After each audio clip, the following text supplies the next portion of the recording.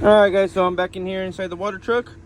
What I'm gonna do, I'm gonna turn it on, make sure I can see the both air tanks in here. They're pretty full, but I'm gonna turn it on so I can increase my air pressure.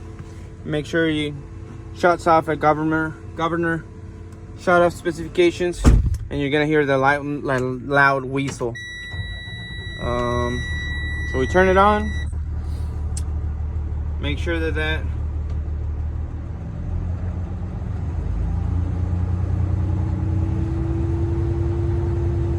air is good. We're quiet in here so you guys can listen to the whistle.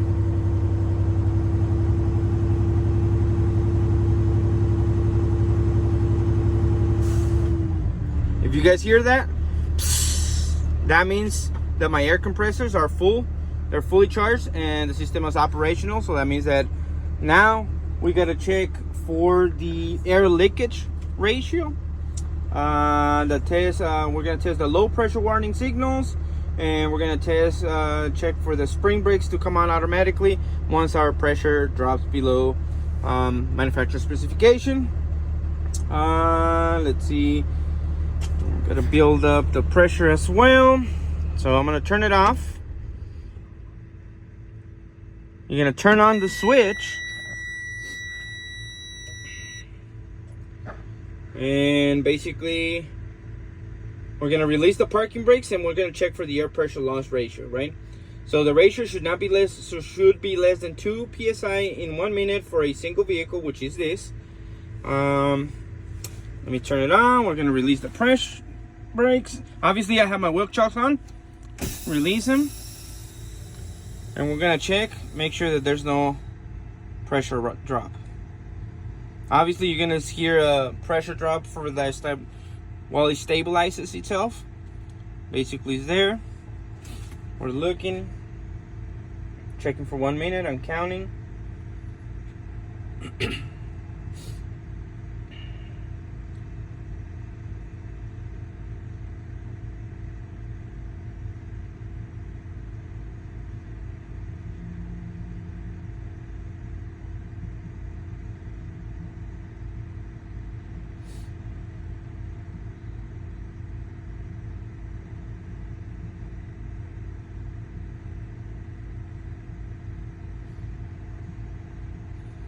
I feel that's enough. Past the minute mark, no pressure loss.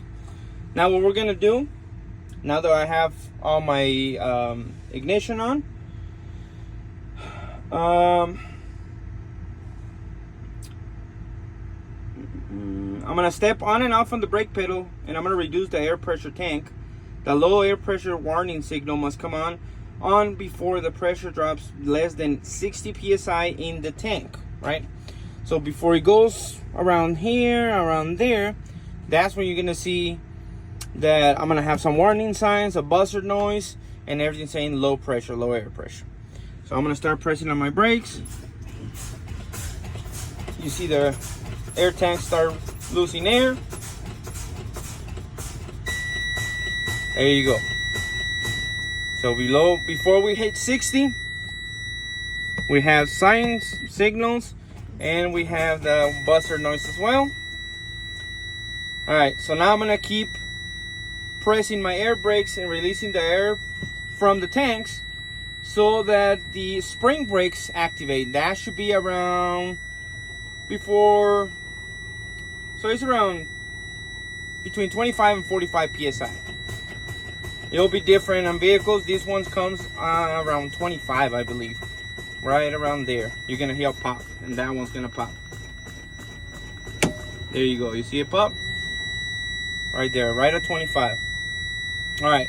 So now that I know that my spring brakes work, I'm gonna turn on the vehicle again. We're gonna start building up air pressure again. So when the engine is at operating RPM, the pressure should build up from 85 to 100 psi within 45 seconds in the dual system, which is this. We're gonna turn it on. So somewhere around there, and 100, between half of here and 100. Once he builds up pressure around that time, we're gonna start counting for the 45 seconds, okay? I'm gonna rev it up for a little bit so that the RPMs can increase the area into the air compressors.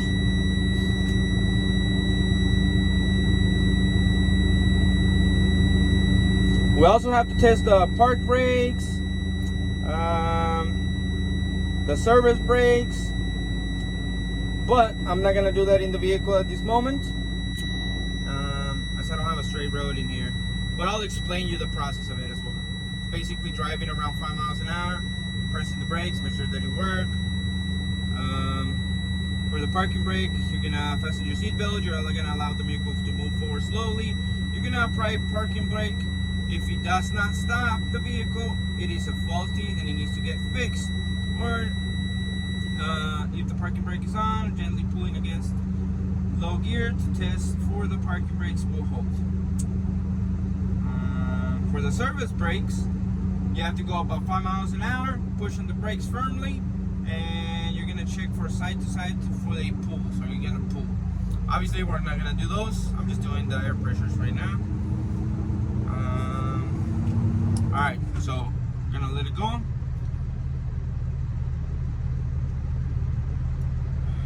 So that little line in there is 75. You said about 85 to 100 should build up within 45 seconds. Let's say right around there should be 85.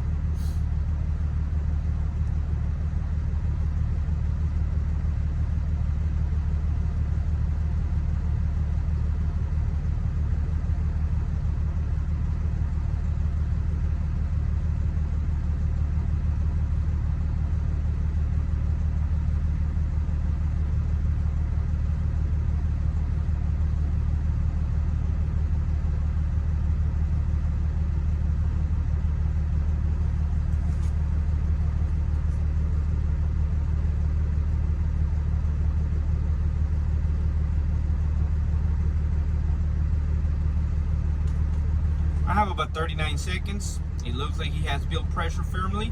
We're at 100 psi. I can press on the accelerator a little bit so I can increase the RPMs. That way we can check for the air compressor, governor cutoff, and cutting pressures. Basically the same whistle that we heard when I started the vehicle.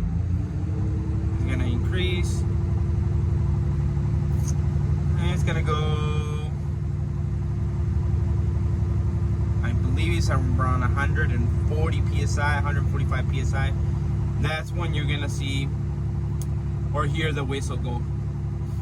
And that's basically an air brake check for us here on this project for this water truck. Obviously, follow everything that your trainer says. This is just basically, oh, there was the cutoff already. And this video, like I said, is just for information purposes, just to show you the basic idea on what you're going to be doing once you start doing pre-shifts, once you start doing all this kind of cool stuff. All right, guys, have a good night. Thank you.